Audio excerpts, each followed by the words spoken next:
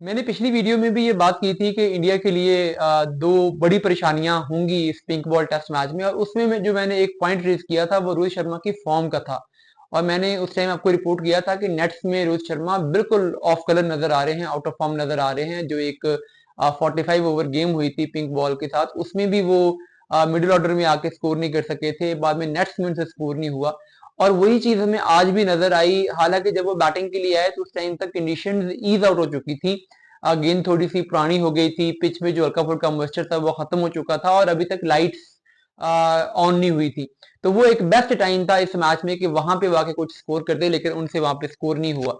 और कैप्टन ने चूंकि सबसे ज्यादा रिस्पॉन्सिबिलिटी उन पे होती है, उनकी अपनी परफॉर्मेंस बहुत इंपॉर्टेंट होती है। जैसे पिछले मैच में बुमराह ने लीड किया, फ्रंट से आउट किए, तो इस मैच में रोहित शर्मा को भी वैसा ही किरदार अदा करना था, बट उनसे हो नहीं सका। और जिस तरीके से वो आउट हुए बिल्कुल क्लूलेस तरीके से, तो उससे जाहिर है प्रेशर जो है वो इंडियन बैटिंग पे पड़ना था। वैसे भी जब 4 विकेटें गिर चुकी होती हैं तो उस टाइम पे तो फिर गलती का कोई चांस होता ही नहीं है। तो रोहित शर्मा ने मुझे मेरे ख्याल में लेट डाउन किया है। हालांकि रोहित शर्मा को अब पिछले कुछ अरसे से हम देखें तो उनकी टेस्ट टीम में जगह नहीं बन रही, टेस्ट क्रिकेट में वो नजर ही नहीं आते। एक तो उनका वेट बहुत हो गया है, फिटनेस वो नहीं, बॉडी मूवमेंट काफी स्लो हो रही है। अब रोहित शर्मा गेंद से लेट हो रहे हैं। हालांकि उनके बारे में एक बात की जाती है कि उनके पास हमेशा एक एक्स्ट्रा सेकंड होता है। तो इस फॉर्म के साथ, इस फिटनेस के साथ उनकी टीम में जगह बनना इटसेल्फ इसके ऊपर एक बड़ा क्वेश्चन मार्क है। दूसरे प्लेयर जिन्होंने लेट डाउन किया वो मेरे ख्याल में विराट कोहली हैं। मुसलसल वो ये गलती कर रहे हैं कि वो आपको डबल माइंडेड नजर आते हैं कि वो गेंद को छोड़ें या गेंद को खेलें।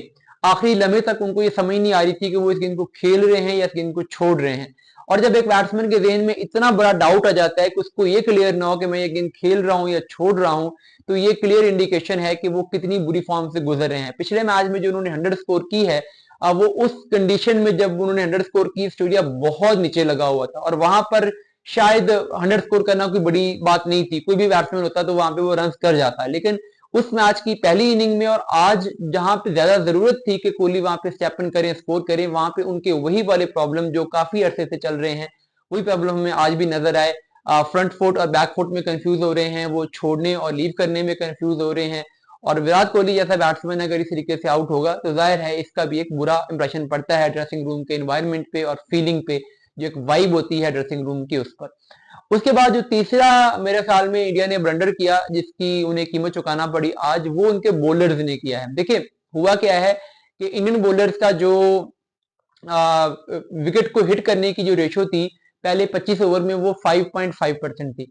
यानी उनकी 100 में से 5 गेंदें थी जो कि विकेटों को हिट कर रही थी। 95% गेंदें ऐसी थी जो विकेटों को हिट ही नहीं कर रही थी। तो अब अगर आप बैट्समैन को बीट कर भी लेते हो तो स्टिल वो आपका अगर एज नहीं हुआ तो आप उसको आउट नहीं कर सकते। लेकिन अगर आप विकेट्स में बॉल कर रहे हो तो अगर बैट्समैन को बीट करते हो तो एलबीडब्ल्यू करने का चांस है, बोल्ड करने का चांस है।